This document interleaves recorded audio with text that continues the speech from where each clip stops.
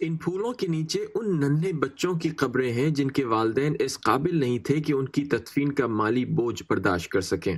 One of the secrets here in America is that لوگ امریکہ کے بارے میں یہ سمجھتے ہیں کہ یہاں غربت نہیں ہے، جبکہ حقیقت میں یہاں اکثر شدید غربت پائی جاتی ہے۔ تقریباً 30 سال تک مختلف فلاحی کام کرنے کے بعد 2009 میں نجاح بازی نے ریاست مشیگن کے شہر ویسٹ لینڈ کے اس قبرستان میں یہ جگہ خریدی تھی۔ اپنے فلاحی ادارے زمان انٹرنیشنل کے ذریعے نجاح نے ایسے والدین کی مدد کا بیڑا اٹھایا جنہیں اپنے بچوں کی موت کے بعد ایک اور تکلیف دہ چیلنج کا سامنا کرنا پڑتا ہے۔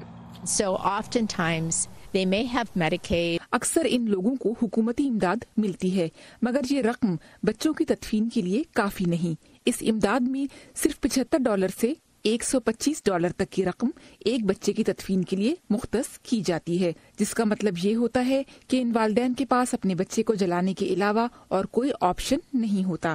تو ہم نے یہ سوچا کہ ایسے لوگوں کی مدد کرنا جو اپنے مذہبی روایات کے تحت تدفین کرنا چاہتے ہیں ایک اچھی بات ہوگی۔ نجاح کہتی ہے کہ عام طور پر کسی بچے کی تدفین کا خرچہ تقریباً 1500 سے 3000 امریکی ڈالر تک ہوتا ہے۔ پلاٹس فار ٹاٹس نامی اس پروجیکٹ کے ذریعے اب تک 50 سے زائد بچوں کی تدفین کی جا چکی ہے، جس کا تمام خرچہ عطیات کے ذریعے ادا کیا گیا ہے۔ ان بچوں میں اکثریت کا تعلق مسلمان گھرانوں سے ہے اور یہ عطیات عام لوگوں کی جانب سے دیے جاتے ہیں۔ We do not ask the families to pay anything. ہم ان گھرانوں سے کوئی رقم نہیں لیتے کیونکہ یہ لوگ کافی دکھ سے گزر رہے ہوتے ہیں اور ایسے حالات میں انہیں مالی مشکلات کے بارے میں نہیں سوچنا چاہیے۔ ان بچوں کی تدفین کے علاوہ سال کے مختلف حصوں میں یہاں رضاکار صفائی بھی کرنے آتے ہیں۔ نجاح کا کہنا ہے کہ ایسا کرنے سے نہ صرف اس مسئلے سے نمٹنے کا شعور اجاگر ہوتا ہے بلکہ لوگوں میں انسانیت کا جذبہ بھی بڑھتا ہے۔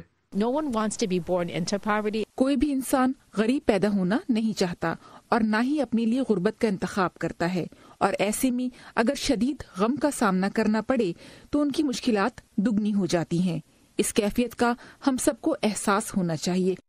آفتاب Borka, Urdu VOA، Westland, Michigan.